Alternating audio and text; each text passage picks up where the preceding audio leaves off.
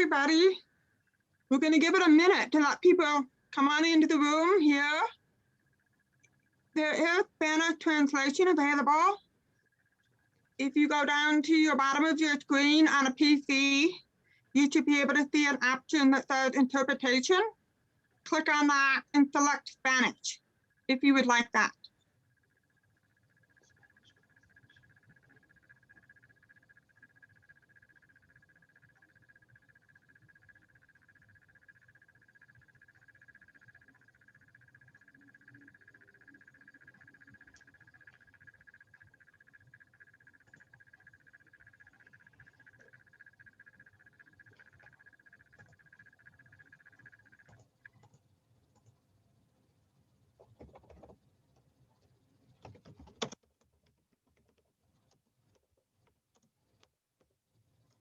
We'll give it about another minute, 30 seconds to a minute.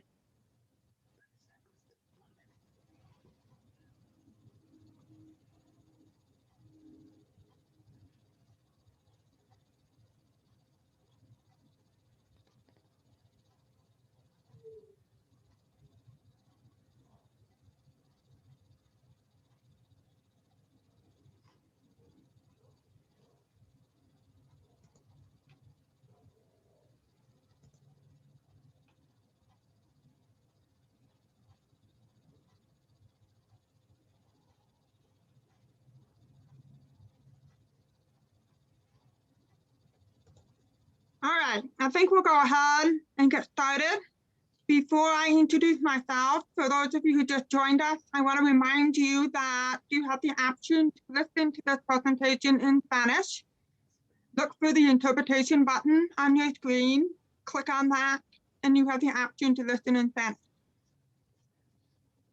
Also, we have automatic captions on.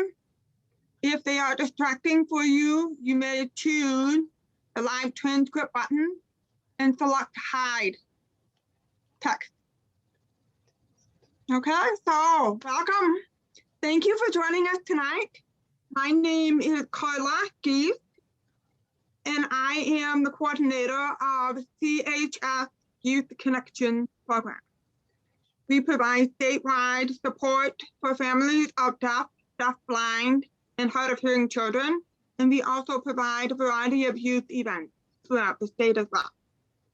One of the events we have is this virtual monthly meetup, where we come up with various topics to discuss with you and talk about current trends that are happening in the field of deafness and deafblindness.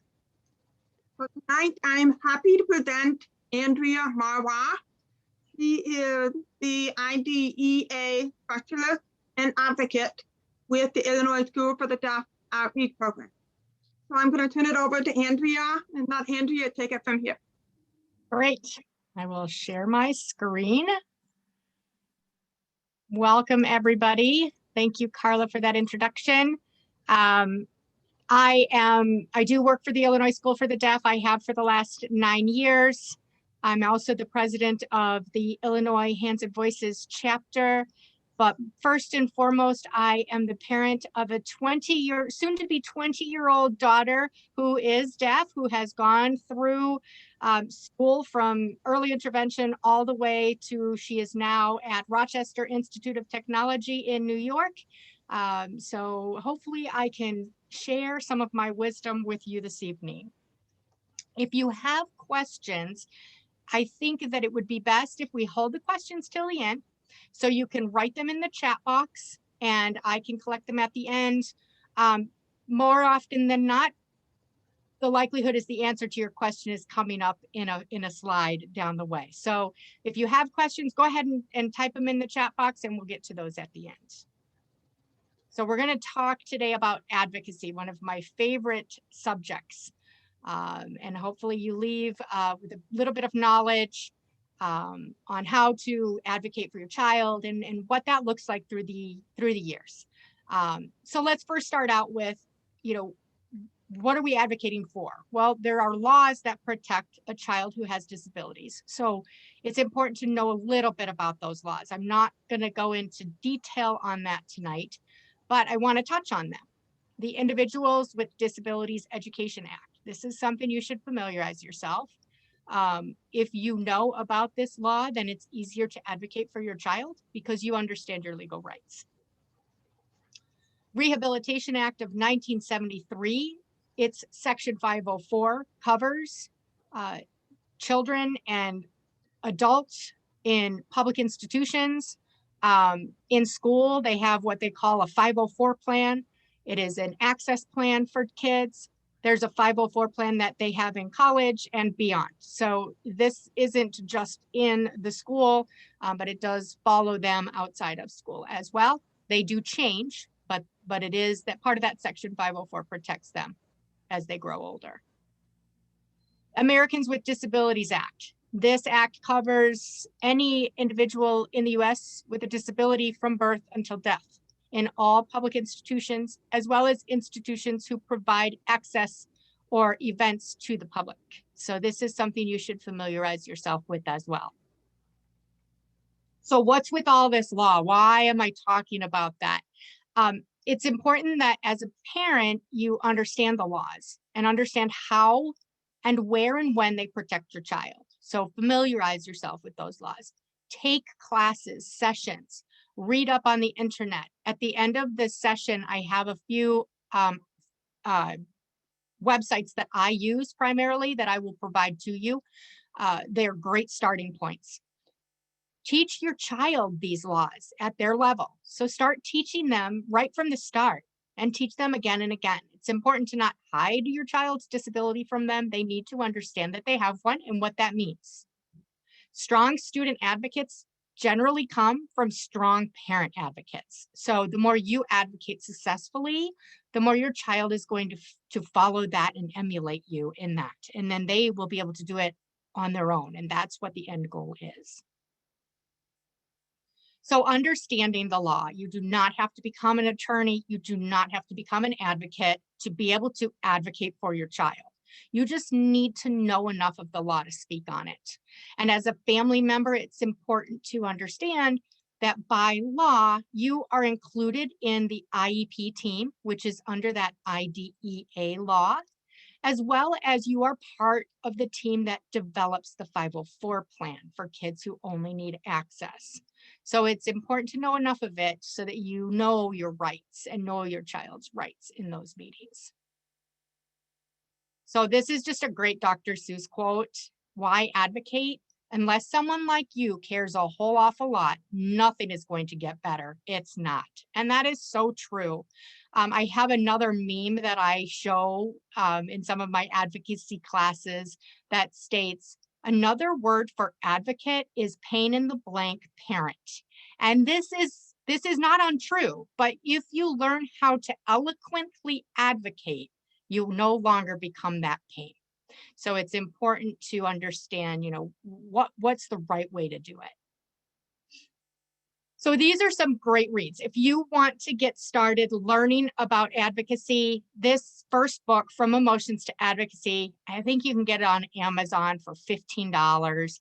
It is amazing. It's written by a special ed attorney. So by law, he can disseminate the law. So he's going to explain it to you.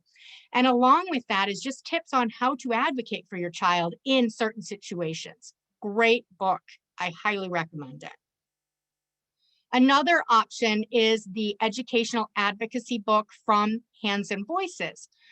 They both have very similar information in them. The only difference is the educational advocacy from Hands and Voices is specific for students who are deaf and hard of hearing. It's quite a bit more money because they don't make as many of them. I think it's $26. Worth the money if you want to really hone in on, what the needs of a student who is deaf and hard of hearing are.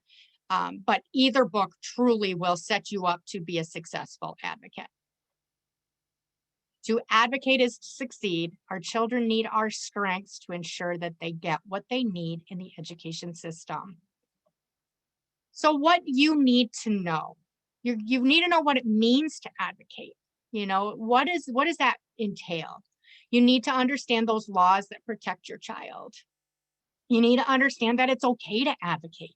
It's perfectly okay to question things, question decisions, Question anything that's happening with your child in the schools. Make sure that you write down what you're thinking. When you get into a situation where you're advocating for your child, it is stressful. You want to ensure that you remember what your questions are. So write them down. The importance of building relationships. If you build good, strong relationships at your child's school, you'll have someone to go to when things go wrong.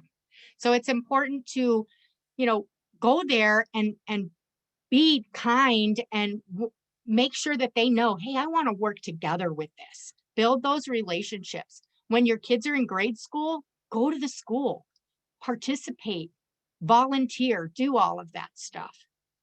To ask all of your questions and know that no question is a bad question. If something doesn't seem right, ask.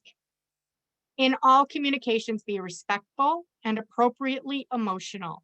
Try not to have emotional outbursts. You are going to be angry. You are going to be sad throughout the process of your child's education. There's no way around it because they are our heart and soul. But there are times and places for outbursts. So keep those in check. Know when to ask for help and definitely know when to speak up. So let's talk a little bit about what the parent's role in this is, as well as the school's position. So we'll first start with the school's position. It's good to understand what their position is when you're going to start advocating. So these are quotes that I took out of that From Emotions to Advocacy book that I recommended. Public schools offer a standardized curriculum that children are expected to learn. That's basically a school's position, that they have this curriculum, they have to teach it to students. School districts also have a chain of command, and more frequently than not, the person with the authority to make a special decision may not even be at your IEP meeting. So it's important to understand that as well. Understanding that power flows from the top. Teachers and parents do not have the authority to make decisions that involve a commitment of resources. In other words, that involve spending money. What they do have the right to do is make recommendations and have those recommendations be validated in some way. We can't just come in and say, I want this type of training for my child without validating why we think that that is the optimal type of training for our child. So you need to validate it in some way.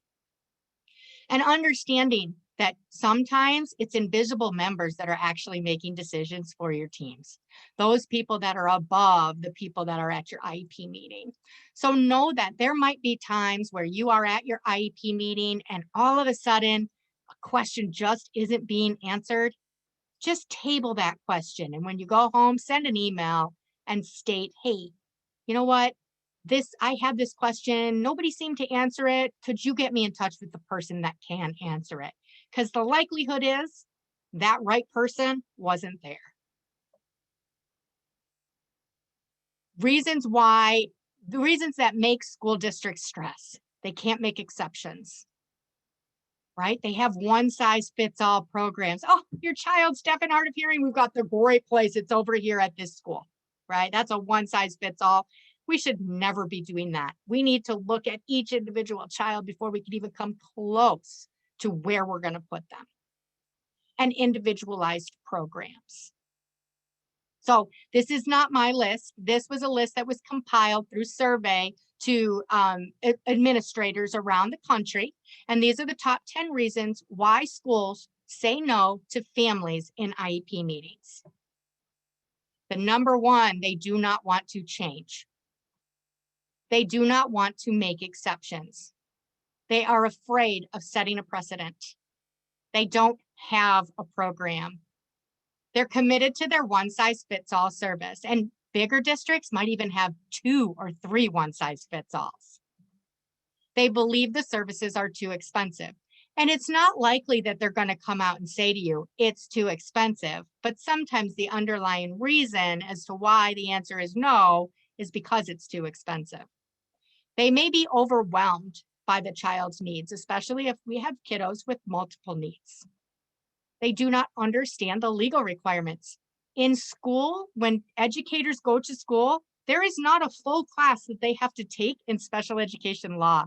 So they may get a session here and there, but they don't necessarily know the legal requirements. They don't have staff trained to meet your child's needs.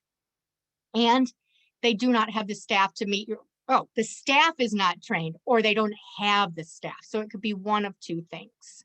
And these could be many things, like maybe your child needs an ASL interpreter and they say, oh, well, I think they need an aide, and we have an aide who knows some sign language.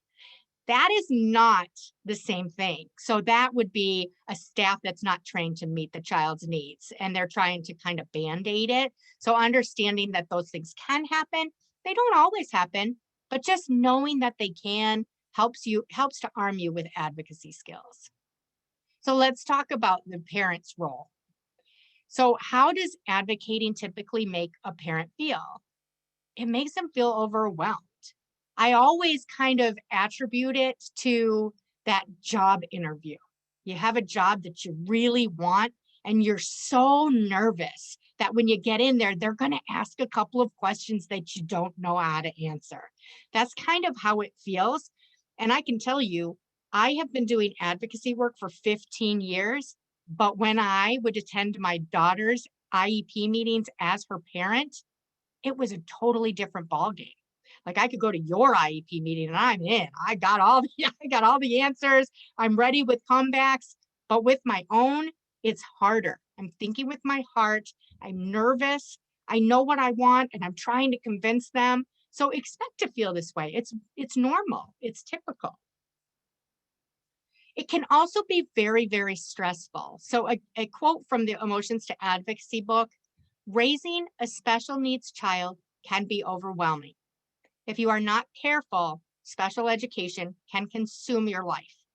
Many parents drive themselves until they are exhausted and burned out.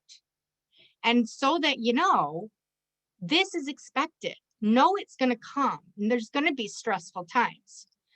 What is the divorce rate these days? Unfortunately, it's like very, very high. Well, when you add a child with a disability, it's even higher because it's a very stressful time.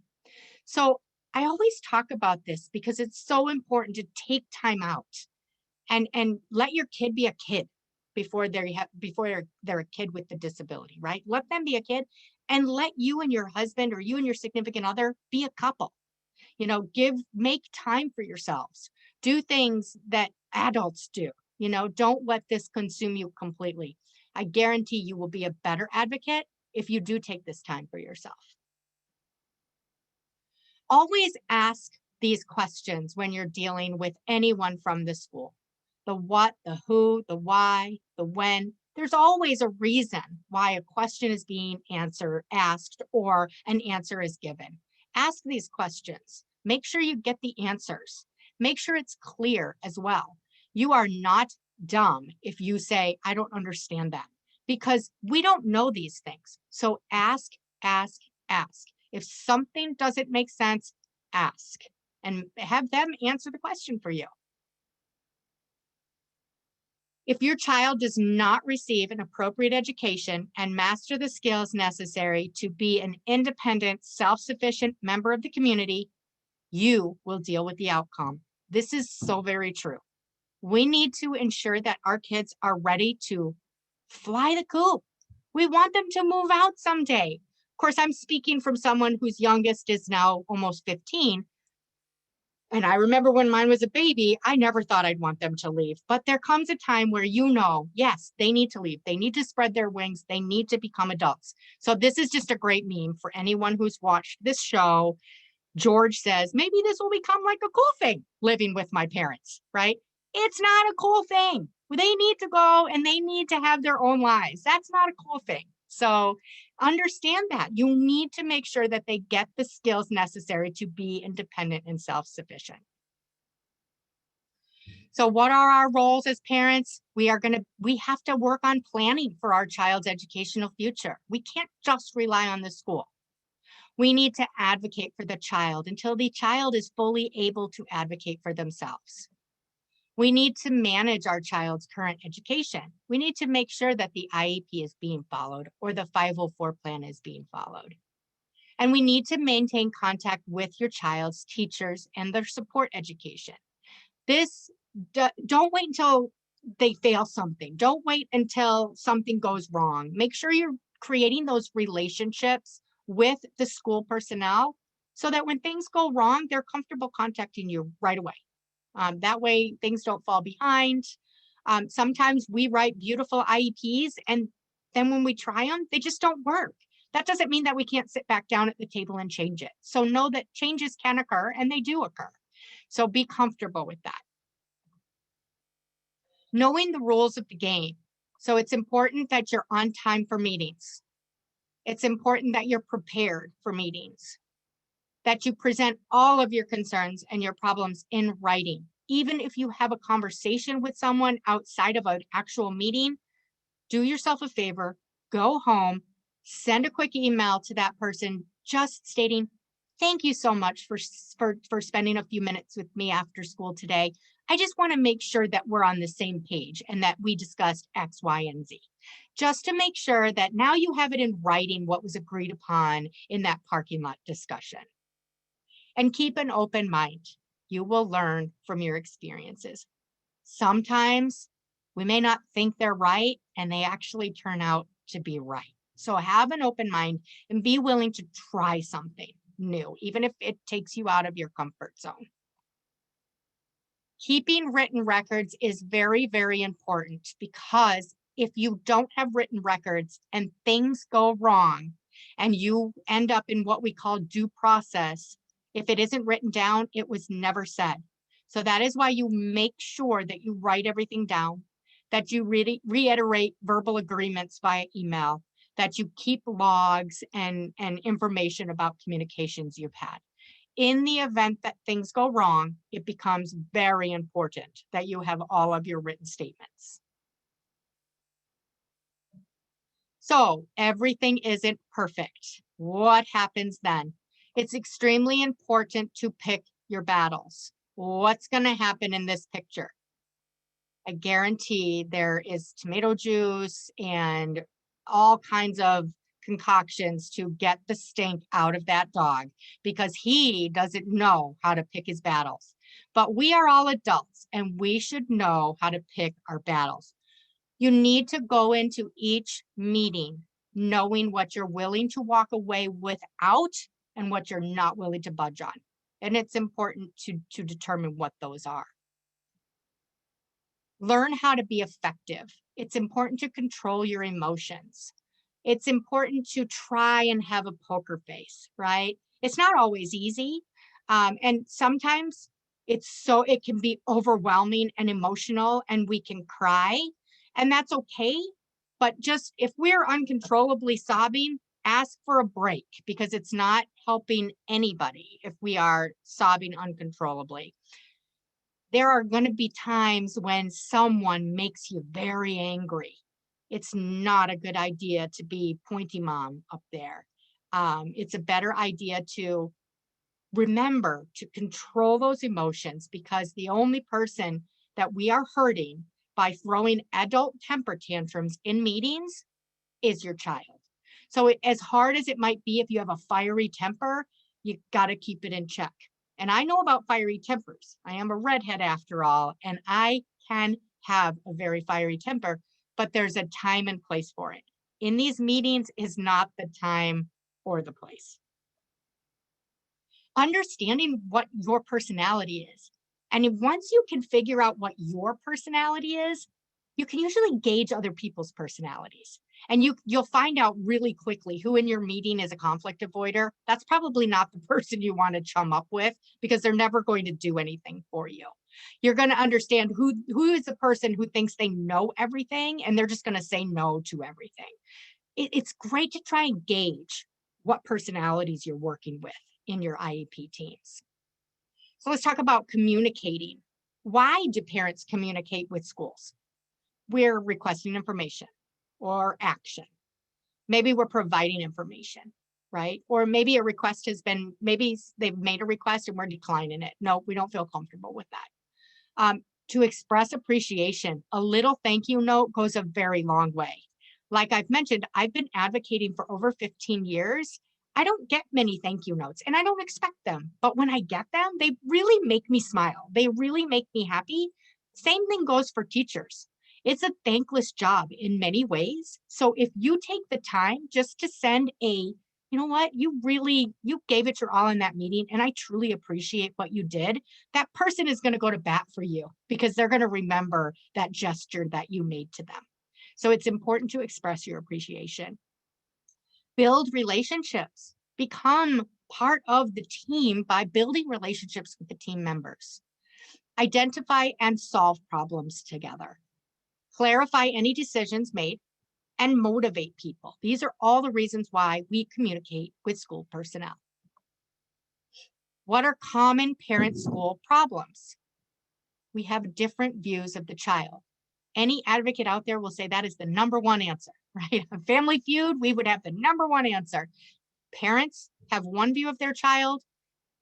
It could be the rest of the team has another view, or there could be several views within the team. So there's different views of where we think this child is, what we may think this child needs.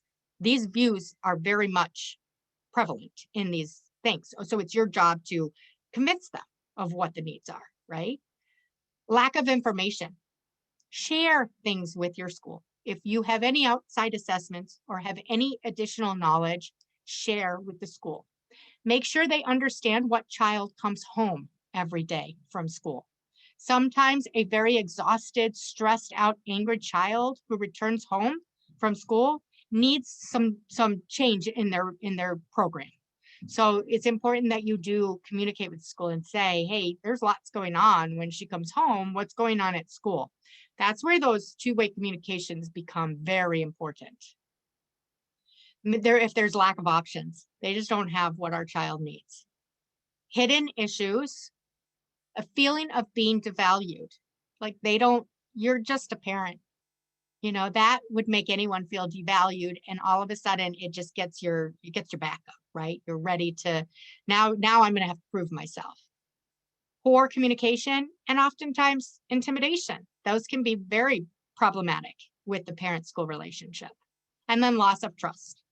It's important to try and make sure that you get the relationship started in a positive manner, because once that relationship is broken, it may never be able to be fixed. So it's important to always go in with an open mind. You can respectfully decline something that is being suggested for your child, you know, instead of losing it and yelling and screaming and whatnot. So loss of trust is a big one. A few factors that might lead to a crisis: if the school makes a unilateral decision, meaning they made a decision without the input of you, and oftentimes without the input of maybe a deaf ed teacher or an interpreter or an audiologist. They just think they know what is best for your child, so they make a unilateral decision. That is probably the number one thing that I work on with families when they contact me for advocacy support. The school is making a decision, acting as though the parents aren't an active participant in the meeting. By law, parents are a part of the team. They're not just invited to see what the school says. Or the school ignores information from others. You know, maybe you've had an outside evaluation done and the school says, oh, this is great, thanks, and puts it under the pile. Or a decision or action may harm the child. That's going to lead to crisis as well. And this could be in situations where a child has a disability that manifests itself in a negative behavior.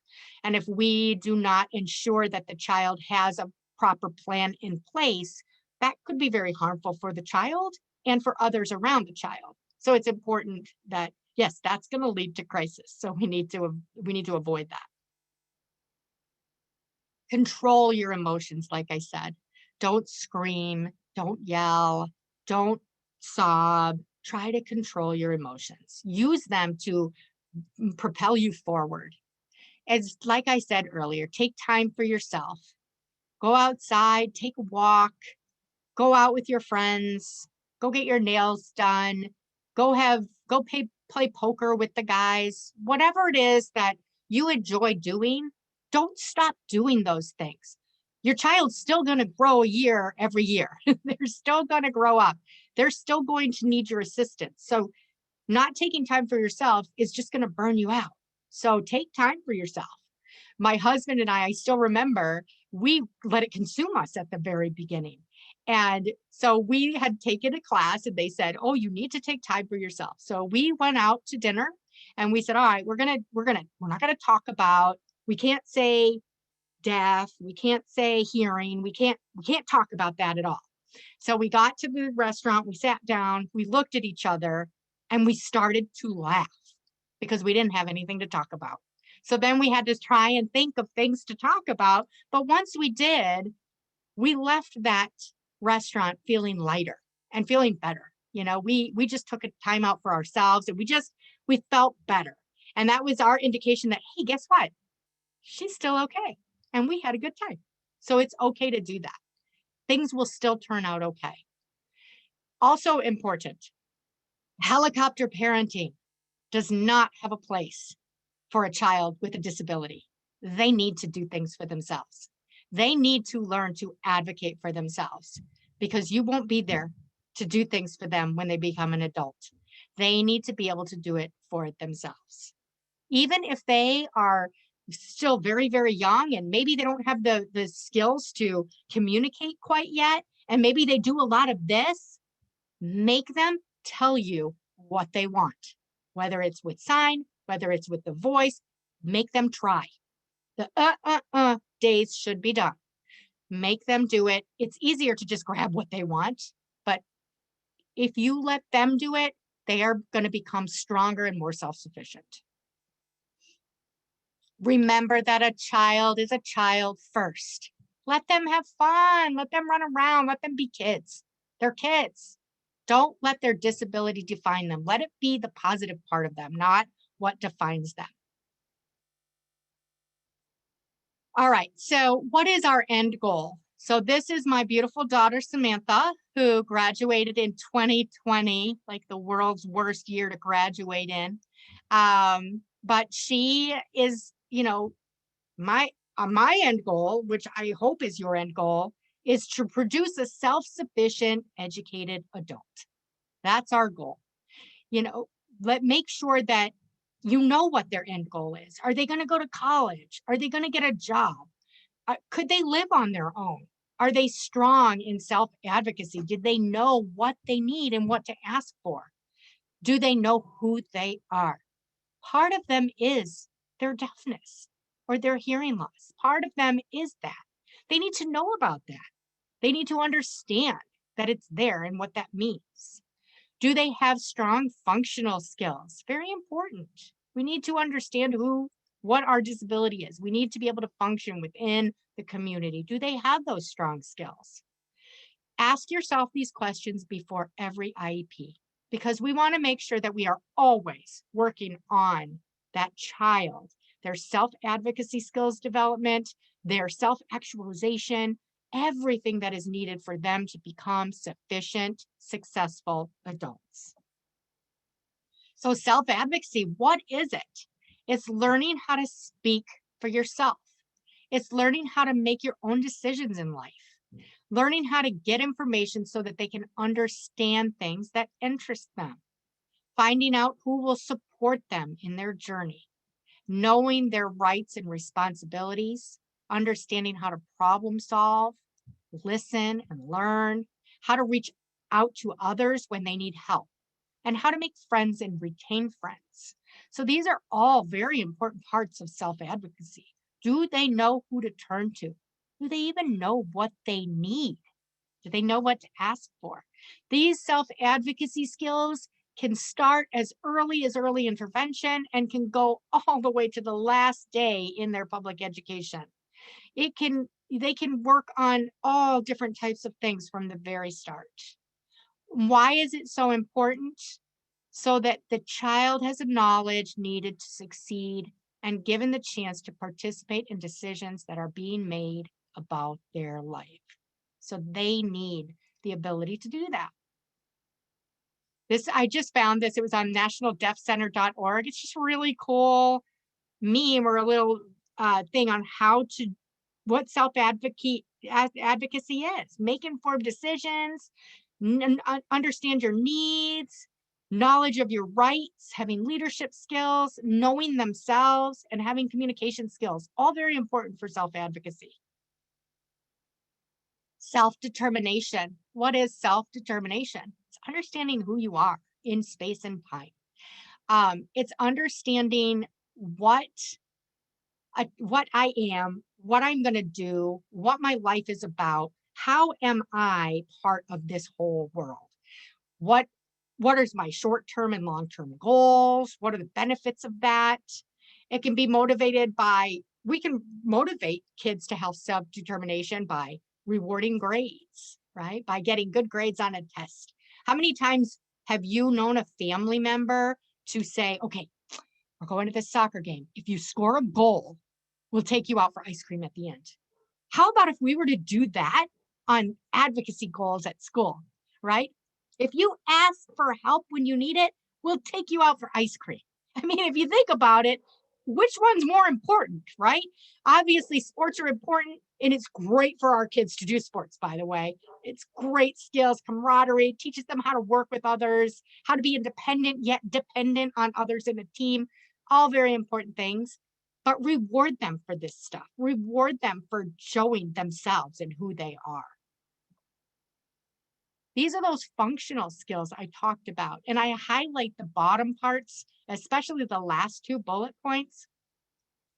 But these things should be always considered when you are working through an IEP. If you are determining the full range of needs of a child, these are things that need to be looked at as well. Oftentimes we get lost in the academic component of our child's abilities, and we may have a child who has straight A's in school, but they don't have any of that self-actualization that's needed. They don't understand their disability. They don't understand how to ask for help. Then you know what? They can qualify for an IEP because of that, because they need to learn how to do that to be that self-sufficient adult that we're looking for. So it's important to understand that functional skills become extremely important in the planning and in the future of your child. So when you're looking at all of these things, ensure that they're working on those. A lot of times our kids can have a really hard time understanding what another person might be feeling in a situation. So maybe they're having a communication or an argument, and they feel that they're the only ones that are having a hard time with this, that other person is fine. We sometimes have to teach our deaf and hard of hearing students how to understand that other person has different beliefs, has different thoughts, has different feelings than what we may have.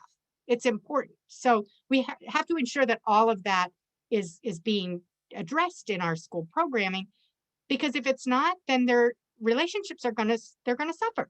So make sure that we're working on all of that stuff. We want to look at the child as a whole.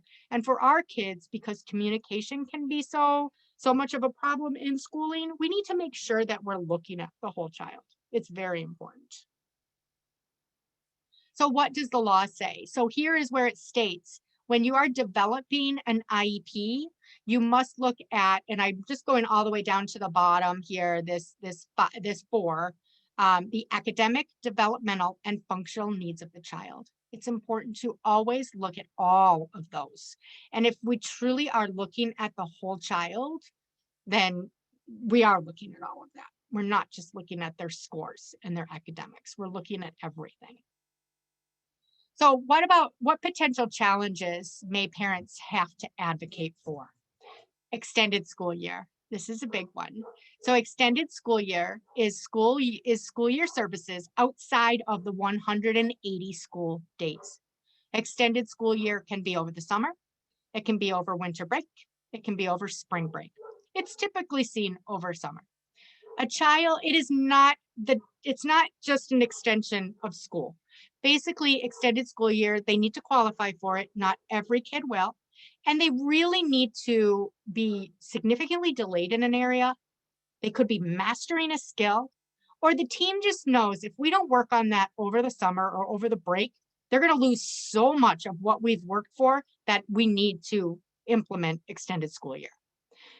all of our kids don't need it.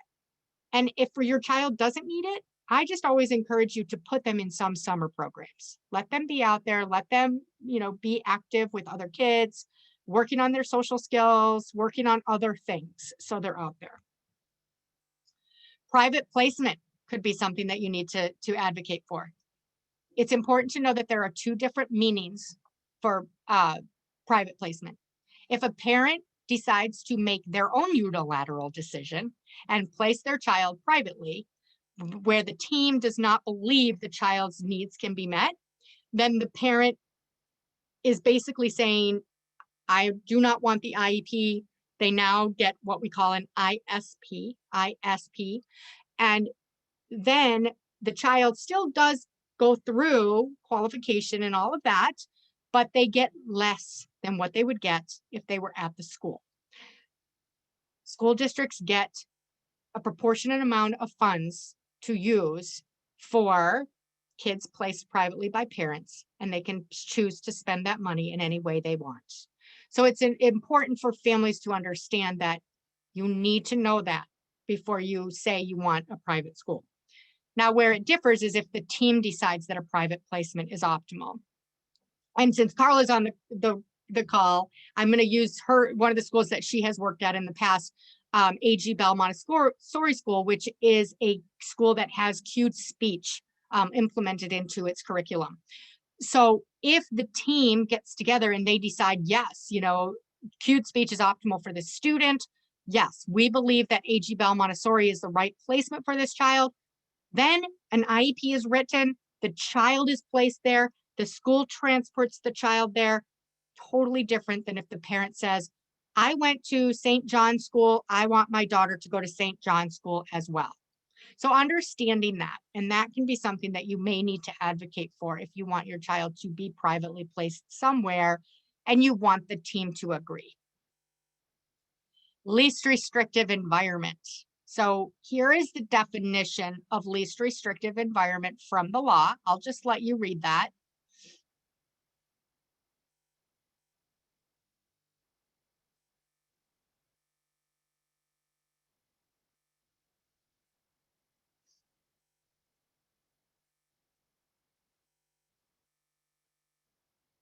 Okay, so basically least restrictive environment is one of the biggest parts of the law that families need to know.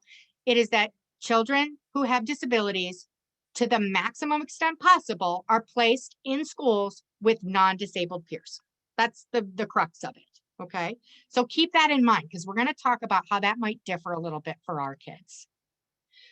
Because our kids they have a unique challenge, and the traditional least restrictive environment definition for students who are deaf and hard of hearing, in many cases, is the most restrictive because of communication. So consideration of special factors is a huge part of the law that you need to know as a parent of a child who is deaf or hard of hearing. Make sure you understand it and make sure that the team is considering these special factors. So which special factors? It's special factor 4, and it is consider the communication needs of the child. And in the case of a child who is deaf or hard of hearing, consider the child's language and communication needs. Here's where it gets really important for you to understand. Opportunities for direct communication with peers and professional personnel in the child's language, communication mode, academic level, and full range of needs, including opportunities for a direct instruction. So what that means is if we have a child and the family has chosen to utilize American Sign Language as that child's language, it is more likely that placing them in your neighborhood school with an interpreter is in fact the most restrictive environment as opposed to the least. Because every time they need to communicate to their teacher, anytime they need to communicate with peers or with anybody at the school, they have to go through their interpreter. Now, some families still choose to do that, and that's okay. But if that child is isolated, which The U.S. Department of Education has a position statement that states that deafness can be isolating, hence why we need to consider these special factors. So it's important to know that if there is a school available to your child where it's an ASL classroom, that might be more least restrictive for your child than placing them with gen ed students at your neighborhood school. I could do a full hour on special considerations alone, but if you have questions for it, you can reach out to me. Carla knows all this stuff as well. Reach out and find out what it means, because it's a very important part of IDEA law for you and your child. So my last section is talking about advocacy through the years and how it changes. So I'm going to show you my cute daughter. So this is Samantha again, and I think she's in kindergarten, maybe she doesn't have adult teeth, so she's got to be below like age 5. So early childhood education. At this point, parents are advocating fully for their child. You know, your child might know when to ask for something, but they don't understand their needs. They don't understand their legal rights. They're too young yet. You may be advocating for an IEP. You might be talking about least restrictive environment. And a lot of us in the deaf, hard of hearing world call it a language rich environment, which is what that consideration of special factors gives us. Placement considerations, you're going to be talking about, you know, what are the options, how to challenge an assessment if you disagree with it, making sure that self-advocacy skills are started and worked on with even the youngest of children. And children should be learning about their disability at this level, understanding that they have some form of a hearing loss or that they are deaf and what that means. And they should also understand that it's permanent, that it's not going to come back, right? A beautiful way to do that is to make sure you expose your deaf, hard of hearing child to deaf, hard of hearing adults, because then they understand, oh, there's adults out there like me, right? If you never expose them to that and they only ever see hearing adults, they're going to make their own assumptions. And sometimes that can be very scary for a child, that they're going to either be cured or they're not going to be here in adulthood. So it's important to explain all of that to them. What about elementary school advocacy? It's really important to familiarize yourself with the 4th grade decline. This is something that you should know about. Take a class on it, find a training. 4th grade decline, what happens is our children are usually very, very well served up until 1st, 2nd, 3rd grade, and they are like the star students. But what happens in 4th grade that's different from 3rd grade is up until 3rd grade, kids are learning how to read. They start with their sight words, then they learn how to sound out words, and then they learn to put them together, and they can rote read better than anybody because they've had a lot of training. In 4th grade, all of that learning has now we read to learn. We have to understand the content within. And we often find with our 4th grade deaf and hard of hearing students that now all of a sudden we see that there's some language deprivation that we might not have picked up on. There's a lot of words that they just didn't get because they don't incidentally learn these things. So we need to know that this could be coming down the pike so that we're warding it off, right? We're heading it off at the pass so we don't have to worry about our kids really dropping off in 4th grade. So learn about that. Trying to maintain placement with an IEP, because a lot of times they're going to say, oh, your child's perfectly fine, they can have a 504. 504s need a child that can fully understand what their rights are, understand what is written in a 504, and know how to ask for all of it. Until they can do that, they shouldn't be on a 504. And I'd be happy to work with you on that, because they need to be able to self-advocate, because 504s are not managed like IEP plans are. You know, IEPs, you have, you know, goals and people are looking and watching for progress, where 504s basically give access to the curriculum. That's it. So your child needs to know what they need to ask for. Socialization skills, they start to become really important. Some of our kids, because of maybe some language deprivation, or maybe their theory of mind is a little weak, and they don't understand that other people have feelings, and they might just come out and say things that they're feeling without realizing that it could hurt one's feelings. They start to potentially become more isolated, and we do see a lot of socialization concerns happening in the 5th grade year, entering that junior high.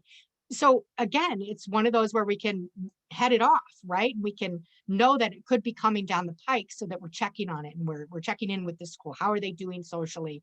Making sure we're doing home play dates and things like that to see how they are doing with other kids. Self-advocacy skills are developing a lot at this age range, right? They're understanding, okay, if I can't hear the teacher, I need to move over here, or, oh, I can't sit here because that's really loud, or I can't see my interpreter from here, I better reposition myself. They're really learning how to do that skill at this age. Middle school. So middle school is evil for every kid, I think. But for our kids who are deaf and hard of hearing, if they use an interpreter and that interpreter's following them around, they don't want to be the kid with the interpreter following them around. Just like if your kid has a hearing aid or a cochlear implant, they don't want those either, right? It's normal. If they didn't have any of that, they're not going to like the color of their hair. Their teeth are too big. Their eyes are the wrong color. So it's not just that. This is just awkward age, right? I commend middle school teachers, because these are the hardest kids out there. Least restrictive environment, again, extremely important at this age. Continuing with an IEP, or if you think the child is a good self-advocate and they're ready to go, they avoided the 4th grade slump, they're doing good, and they might be ready for a 504, you know? Challenging assessments at this point is important as well. If you feel that your child is still falling behind, you need to challenge the assessments that they're giving. Social skills, make sure that they're staying intact, make sure that they have friends, that they have meaningful relationships. Accommodations required for different classes, right? So now you're going to have 6 classes, and they're going to have different needs in each and every one of them. At this point, they're starting to master that self-advocacy. They're able to do it. Even the shyest of children, they understand what they need. We may still need to prod them to ask for it, but they should still be able to master those self-advocacy components at this age. And then high school. Continuing on with that least restrictive environment, or that language-rich environment, captioning at this age may really become necessary. And usually you can get captioning under ADA. So when the time comes, just remember, in that training, she said ADA, what does that mean? And then again, reach out to an advocate and they can help you with that. A lot of times transitioning from an IEP to a 504 happens in the high school years. We, in fact, moved our daughter to a 504 plan her senior year. It's just easier to take a 504 plan from high school, take it to your college, and it can be easily followed. You're not going to get goals and things in your colleges. But if your child is still mastering a skill that they have a goal for, then definitely I would say stay on an IEP. You could still take your accommodation section of the IEP to your college. They're going to either be, there's a transition age at 14 and a half in Illinois, where they're going to talk about what their 4-year plan is. And at that point, we're going to determine, are they college bound? Are they just going to graduate high school and get a job? Are they going to, we're really working on independent living skills. Knowing that stuff, that's what's going to go on in high school as well. They advocate for the best version of your child. That's the most important thing. And then beyond high school, ensuring that your child has the skills to advocate for themselves. I've seen my daughter, her first semester at RIT, she forgot to ask for captioners. So she struggled for the first couple of days until they got captioners. But you know what? Because she forgot to do it, she won't forget again, right? She has learned how to self-advocate for herself and understands, hey, I need to write a note so I don't forget to do that. But you'll see that they're gonna make mistakes, right? They're gonna do those things and they're gonna learn from them. Ensure that they understand how to get the services they need. Most, if not all, universities have a department for incoming students who have disabilities who may need accommodations. So when you get to that point, and I don't know if anyone on the call has a high schooler, but when you get to that point and you do your college visits, make sure that you always visit the Disability Services Office to see what do they have any deaf and hard of hearing students? What do they do for them? So, you know, we did that, and at Rochester Institute of Technology, they have the National Technical Institute for the Deaf. So that is a grant funded program. So they have 1,100 deaf and hard of hearing students at RIT. So all of her deaf needs she can get with ease, as long as she remembers to ask for them. So knowing, you know, that's the type of thing you want to look for. You know, how are we going to make sure they have access? Her second favorite school was ISU, and they have a disability services office. I think they have like 14 interpreters on staff. So they have captioners and all kinds of things. So a lot of universities have experience having deaf and hard of hearing students. And if they're not, usually they're pretty willing to work with you. So those types of things. Working, make sure that they understand that if they're working, they have a right to the accommodations that they need in the workplace. So they will need to understand that. And then independent living, can they live on their own? Have you provided them with the tools to live on their own? That's the important thing beyond high school. I put this at the end of all of my slides. Keep calm. The best is yet to come. And we'll open up for questions, but I want to share a couple of sites first. On Hands and Voices for Illinois, ilhandsandvoices.org. We have tons of resources out there. Go take a peek at it. Everything from summer camps to advocates to legal rights, all of that stuff is out there. This is one of my favorite sites. If I'm looking up information on the law, they have great information. And then Rights Law also. They're the ones who write the From Emotions to Advocacy book. So you can go out there. Those are great sources for you. And here is my contact information. If you want to grab your cell phone, feel free to take a picture of it and reach out to me if you feel like things are not going right or you just have a general question. I'd be happy to help in any way that I can. All right. Do you want me to stop sharing, Carla?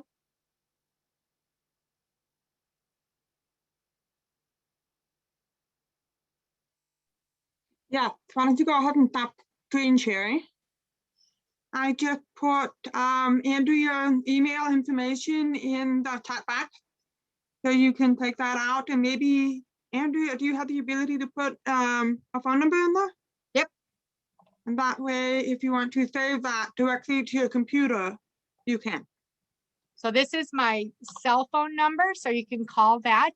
Always leave a message because I get a lot of robocalls. So if I don't pick up, leave a message so that I can call you back. You can text it as well. You can text and say, I'm a parent, I need help. And we'll make sure that I get you on my schedule. As I said, if you have any questions, you can go ahead and put them in the chat box. If you would like to put them in the Q&A box, that's fine also. If you would rather speak, raise your hand in the, you should be able to pick a raise your hand button, and that'll let me know that you want to ask a question by voice, and I can turn your microphone on. So I have one person. Nope. Peggy, did you want to ask a question?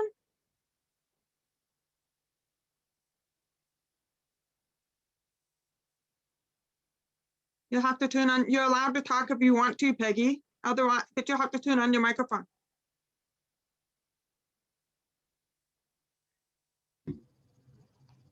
That might have been just a quick little mistake. That's fine. That's fine. It was an accident. No problem. No problem. All right. So I also do want to point out that both Illinois School for the Deaf Outreach Program and our program at CHS do provide training for you training for, suppose your child is going to a school program that has never worked with a deaf or hard of hearing child before, we can work with the school and help them become acclimated and understanding what the typical needs are for a deaf or hard of hearing child. I did have a question that came up while you were talking, and I can't think of it right now. Let's see.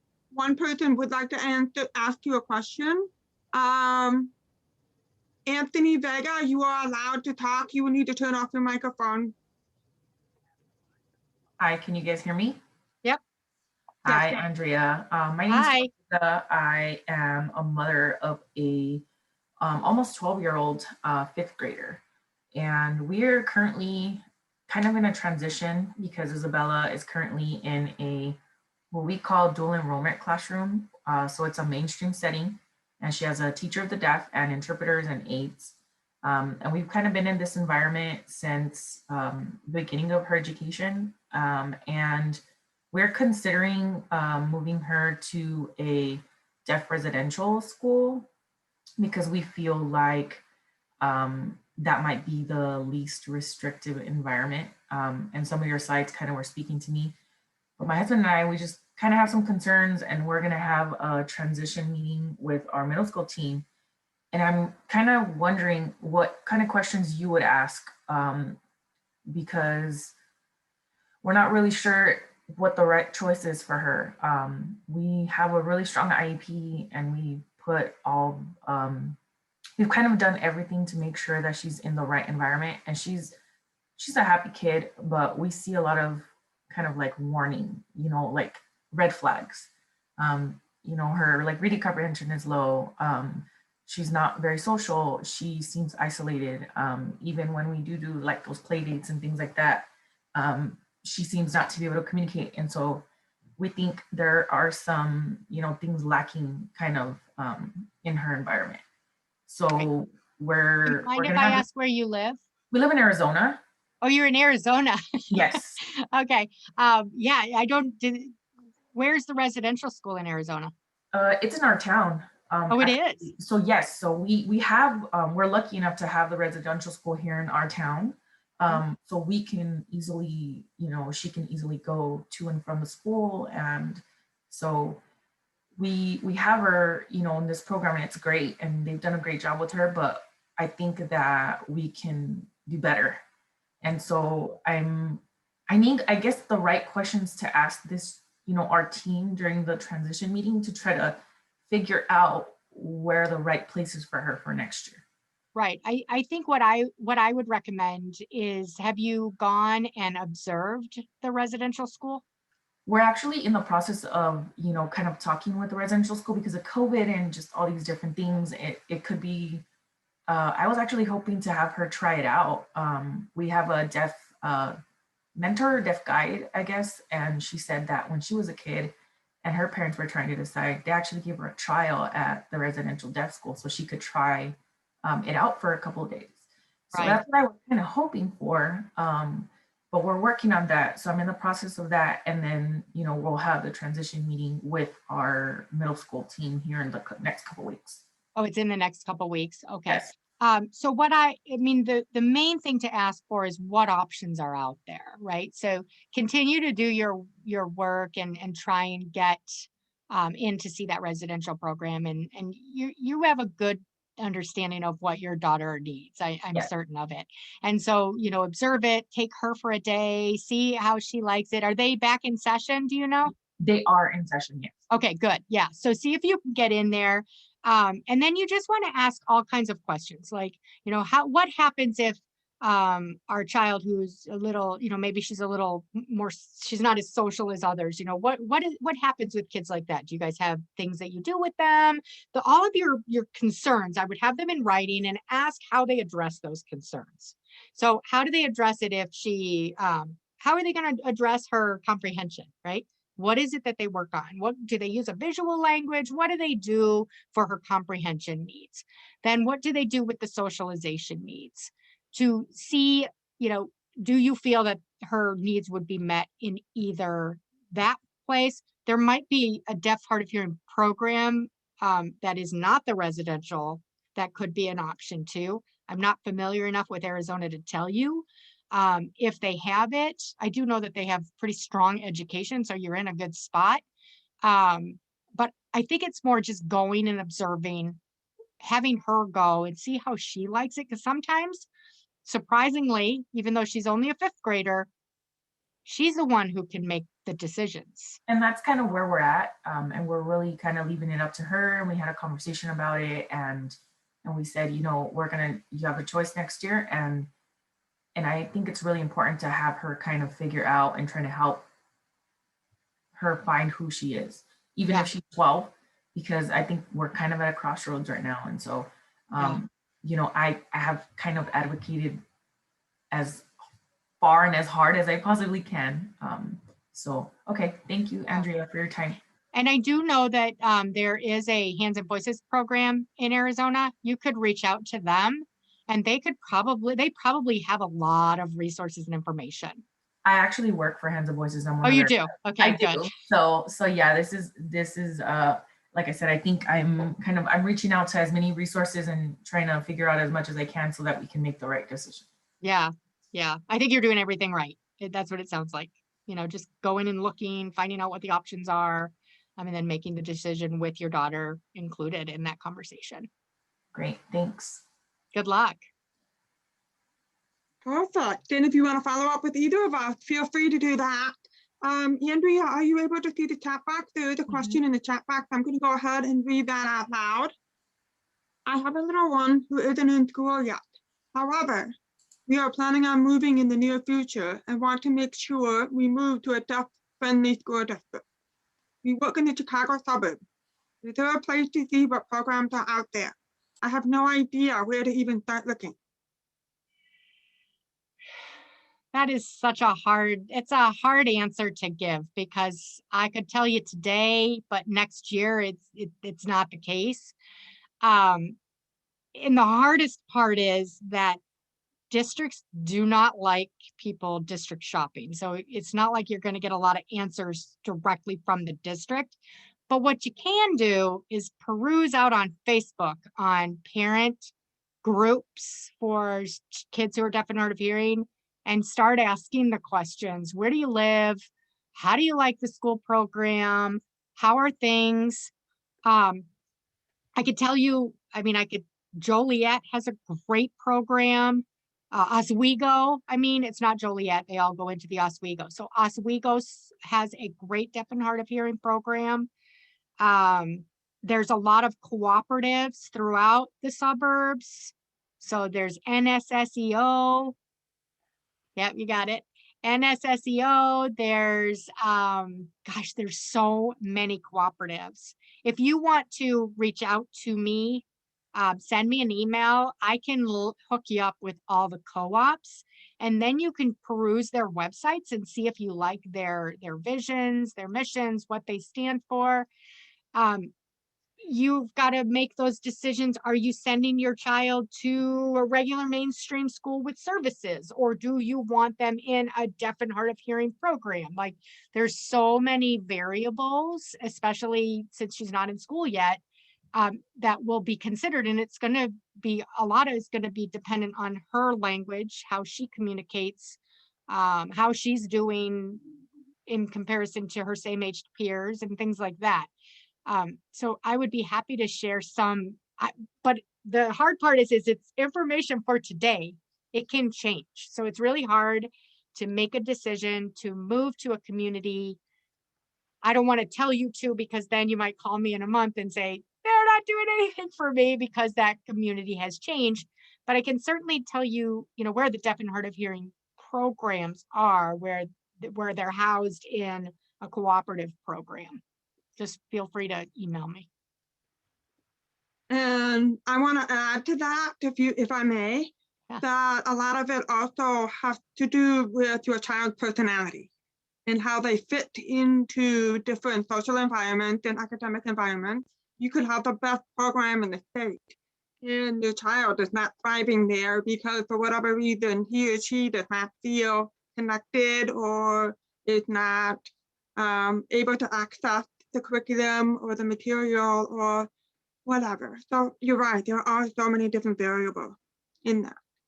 That's great additions, Carla. Absolutely. Each kid is so independent and individual that it's really hard to, if I were to say, yes, definitely go to this school, then I'm promoting a one size fits all. So you really need to determine the needs of the child first. But I'd be happy to chat with you. I'm going to put my address, my email address in the chat box as well. And I can also provide support and information about going to school as well. Carla and I have worked on many cases together, so either of us is a good resource for you. And Andrea, you mentioned in the chat box, but why don't you go ahead and talk about it, the parent conferences that are coming up. Yeah, so the Illinois School for the Deaf has annual parent conferences every year. They're usually in person, and we usually have them in 4 locations. But this year, we're having them online.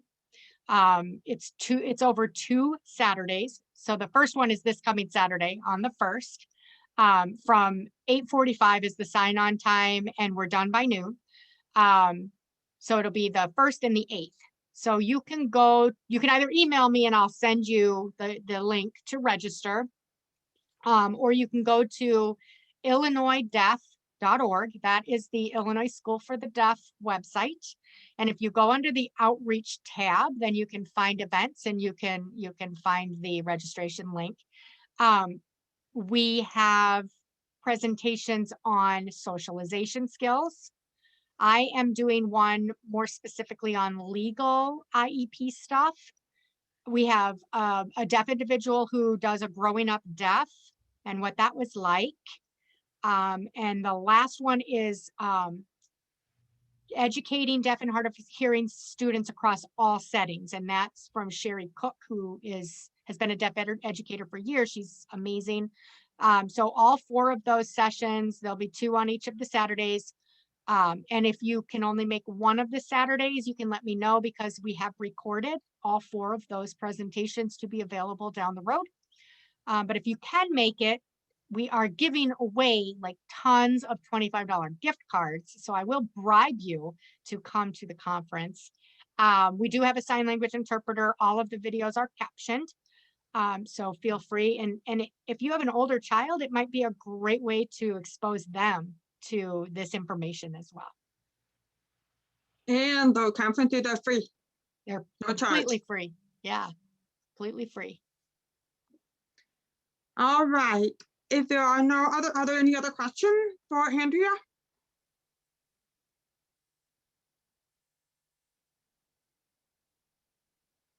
Again, feel free to email or contact either one of us. This presentation should be available later. I'm recording it, and it should be available later. If for those of you who spoke specifically about your own situation, if you prefer them not to be included in this recording, please let me know and I will take them out. But I think we are all set for this evening, because I'm not seeing anything else in the chat box or any other hands being raised. So thank you very much for your time.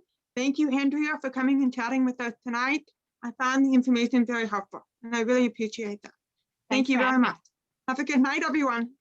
Good night. Bye-bye.